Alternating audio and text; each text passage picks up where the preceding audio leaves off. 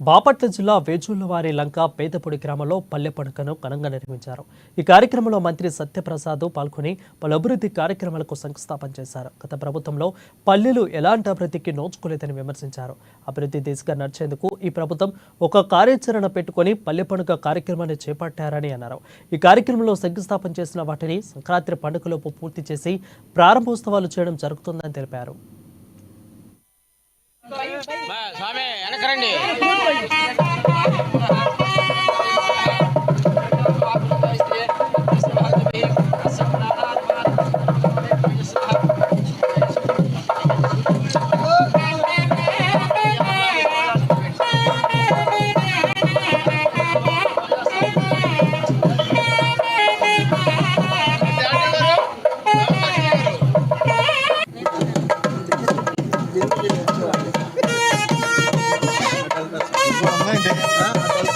అది కూడా